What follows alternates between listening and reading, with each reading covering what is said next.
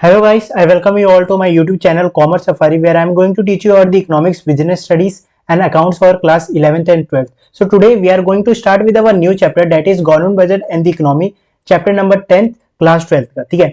तो बेसिकली हम इस वीडियो में कवर क्या करने वाले हैं, हम इस वीडियो में देखेंगे कि गवर्नमेंट बजट का मीनिंग क्या होता है, साथ ही साथ उसकी इंपॉर्टेंस, उसके ऑब्जेक्टिव की गवर्नमेंट उसके असल में बनाती क्यों है और गवर्नमेंट किस किस सेक्टरों में इसका यूज करके एक प्रॉपर बैलेंस ला सकती है, ठीक है। तो सबसे पहले हम उसका आता है कि मतलब गवर्नमेंट बजट का असल में मतलब क्या होता है। देखो, it is an annual statement showing the item wise estimated of receipts and expenditure during a physical year, ठीक है।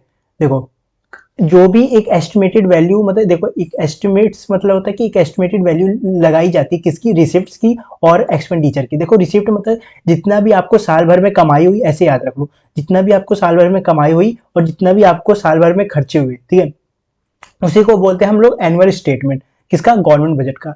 तो जब भी एक एनुअल स्टेटमेंट हमेशा फिजिकल ईयर के आखिरी में दिखाया जाएगा, ठीक है। ये नहीं कि स्टार्टिंग में दिखा देंगे, वो एकदम आखिरी में दिखाया जाएगा। बात समझ गए ना।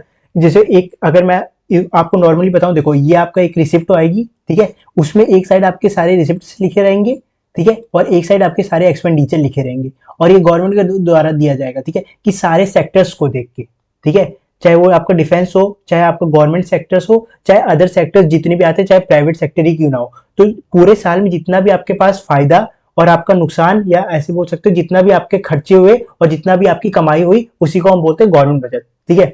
फिर आता है उसकी इंपॉर्टेंस क्या है, गवर्नमेंट बजट असल में जब हम बना रहे हैं उसकी इंपॉर्टेंस क्या है।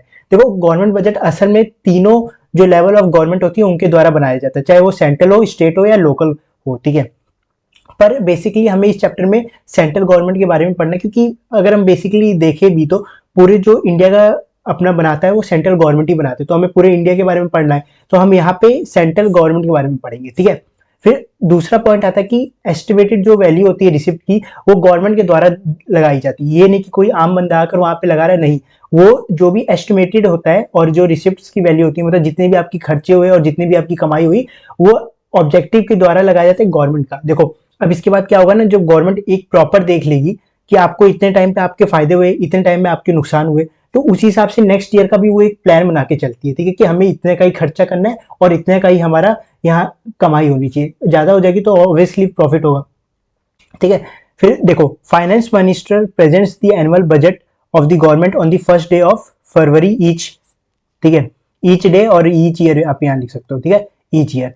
देखो जब भी हमेशा याद रखना, जो फाइनेंस मिनिस्टर अपने होते हैं वो फरवरी के जो पहले दिन होता है उसी दिन आपका गवर्नमेंट बजट दिया जाता है, उसी हिसाब से फिर जो नेक्स्ट ईयर फिजिकल ईयर होता है उसके हिसाब से फिर आपका नेक्स्ट ईयर का बजट बनाया जाएगा, कि हमें इतना एस्टिमेटेड वैल्यू रखी जाती है। एस्टिमेट मतलब कि एक होता है कि कॉमन वैल्यू रखेंगे कि भाई हमें इससे ज्यादा खर्चा नहीं होनी चाहिए हमारे पास, ठीक है, और अगर हो जाता है तब वो इन्फ्लेशन और डिफ्लेशन की सिचुएशन आ जाती है, ठीक है। अब बात आती है कि असल में इसको बनाने के पीछे गवर्नमेंट का ऑब्जेक्टिव क्या है, मतलब इसके, जैसे अब मैं गवर्नमेंट बजट तो बना दिया, पर इसके ऑब्जेक्टिव भी तो कुछ ना कुछ तो होंगे ना। देखो पहला रीएलोकेशन ऑफ रिसोर्सेज, मतलब गवर्नमेंट को ऐसे अपने रिसोर्सेज को बांटना है जिससे इकोनॉमिक का मतलब होता है कि प्रॉफिट मैक्सिमाइजेशन, ठीक है, इकोनॉमिक का मतलब होता है प्रॉफिट मैक्सिमाइजेशन, और सोशल का मतलब होता है कि सोशल वेलफेयर आपका, ठीक है, सोशल वेलफेयर।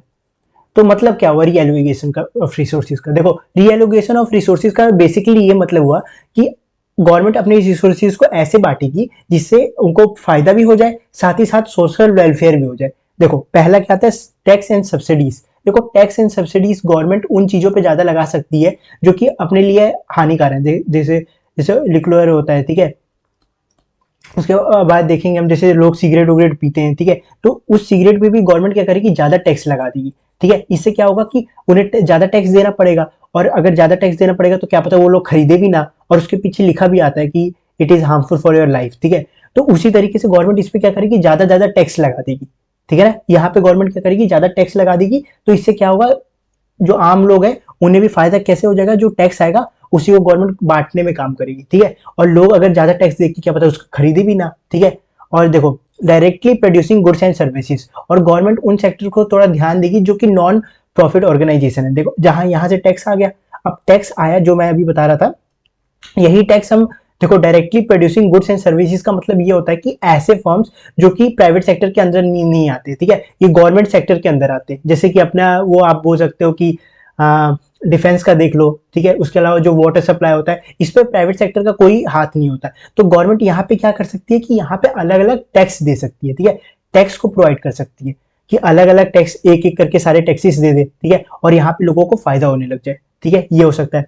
फिर आता है अपना ये दूसरा पॉइंट की reducing in equalities in income and wealth. देखो अब क्या होता है ना कि कुछ लोगों की इनकम, जैसे एक आते पुअर, ठीक है, फिर आते मिडिल क्लास, फिर आते रिच क्लास, ठीक है, तो गवर्नमेंट क्या करेगी, सबसे ज्यादा टैक्सेस रिच से लेगी, ठीक है।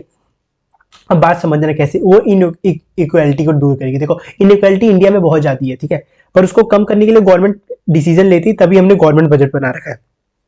अब हम क्या करेंगे, जो बड़े लोग हैं एकदम, ठीक है, जो एकदम बड़े लोग हैं उनसे हम ज्यादा टैक्स कलेक्ट करेंगे, ठीक है। अगर जब उनसे ज्यादा टैक्स कलेक्ट करेंगे तो आप बेसिकली क्या सोचोगे यहाँ पे कि अगर ज्यादा टैक्स होगा तो गवर्नमेंट के पास ज्यादा पैसा आएगा, और जो ज्यादा पैसा आएगा उसी को हम सब्सिडीज के तौर पे जो गवर्नमेंट देती है ना, हम पुअर को देना शुरू कर देंगे। जो सब्सिडीज निकल के आएंगी हम वो गरीब लोगों को देना शुरू कर देंगे एक एक करके, ठीक है, कि जैसे अगर रिच रिच लोगों से मतलब मान लो कि 5000 का हमें एक्स्ट्रा मनी निकल गया तो उसी को हम सब्सिडीज के थ्रू किसको दे देंगे, पुअर को दे देंगे, ठीक है, इतना बात समझिए। फिर ये वाला पॉइंट हो गया क्लियर। फिर अपना आता है कि इकोनॉमिक स्टेबिलिटी। देखो अब इकोनॉमिक स्टेबिलिटी कैसे मेंटेन करेगी, देखो इकोनॉमिक स्टेबिलिटी, देखो एक कोई भी इकोनॉमी हो, ठीक है, उसमें दो सिचुएशन बहुत ज्यादा होती है, एक होती है इन्फ्लेशन और डिफ्लेशन। गवर्नमेंट को दोनों सिचुएशन को कंट्रोल करके रखना पड़ता है। ये मैंने आपको वो डिमांड एंड सप्लाई वाले चैप्टर जो उसमें भी पढ़ाया था, ठीक है। तो देखो अगर इन्फ्लेशन होगी तो मतलब अपना जो एग्रीगेट डिमांड है वो बढ़ गया और एग्रीगेट सप्लाई घट गया है, ठीक है। इन्फ्लेशन अगर कंट्री में हो रखी है तो गवर्नमेंट यहाँ पे क्या कर सकती है, गवर्नमेंट जो भी अपने एक्सपेंडिचर है, ठीक है, मैंने आपको ये फिजिकल पॉलिसी के अंदर पढ़ाया था, याद है, कि गवर्नमेंट अपने एक्सपेंडिचर यहाँ पे क्या कर सकती है, रिड्यूस कर देगी। जब गवर्नमेंट ही अपने एक्सपेंडिचर रिड्यूस कर देगी, ठीक है, उसके बाद क्या होगा कि जो लोगों के पास पैसा जब ज्यादा आ चुका था वो कम होना शुरू हो जाएगा, ठीक है। और डिफ्लेशन में क्या होता है कि एग्रीगेट सप्लाई आपकी बढ़ जाती है पर डिमांड आपके पास नहीं होती, ठीक है। तो इसमें गवर्नमेंट क्या करेगी, जो टैक्सेस के थ्रू उन्हें प्रोवाइड करना पैसा शुरू कर देगी, ठीक है, टैक्सेस के थ्रू। बात समझ गए, ये होता है।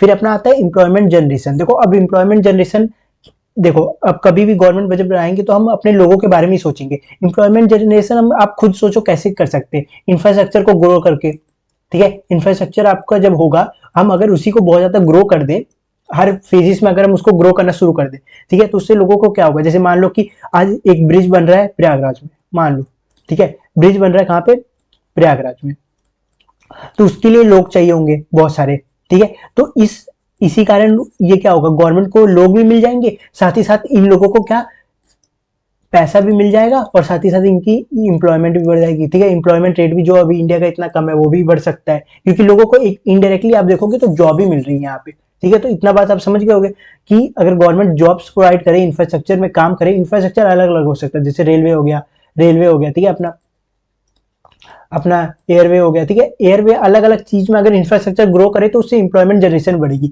उसी तरीके से होता है इकोनॉमिक ग्रोथ। इकोनॉमिक ग्रोथ कैसे कि जीडीपी हम बढ़ा दें, ठीक है, जीडीपी के साथ साथ और हम लोग दो तीन सेक्टर और बढ़ा सकते हैं। जैसे जीडीपी अगर हम इंक्रीज करेंगे तो अपना इंफ्रास्ट्रक्चर ऑटोमेटिकली इंक्रीज होगा, अलग अलग सेक्टर्स ऑटोमेटिकली एक एक करके इंक्रीज होंगे, ठीक है। तो हमने ऑब्जेक्टिव में क्या देखा कि गवर्नमेंट हर सेक्टर के बारे में इक्वली सोच रही है, चाहे वो लोगों का बात हो। अगर लोग में देखे तो हम जैसे हमने देखा रिच को अगर रिच और ज्यादा रिच हो जाएगा अगर हम उससे टैक्स ज्यादा ना कलेक्ट करें, और अगर हम उससे ज्यादा टैक्स कलेक्ट करेंगे तो इनडायरेक्टली वो जो वहां पुअर लोग हैं उन्हीं को फायदा देगा, ठीक है। तो होपफुली आज की वीडियो आपको अच्छी लगी होगी, ठीक है। इसके जो नेक्स्ट लेक्चर है, ठीक है, मैं उसमें आपको सारे पॉइंट वाले कवर करूंगा जो भी अपने आ जाते हैं, बजटरी पॉलिसी ये सब करके, ठीक है। अभी इसमें आगे और इंपॉर्टेंट वाले टॉपिक आएंगे, ठीक है। तो होपफुली आज की वीडियो आपको अच्छी लगी होगी। अगर अच्छी लगी हो तो please like share and subscribe to my channel. Thank you.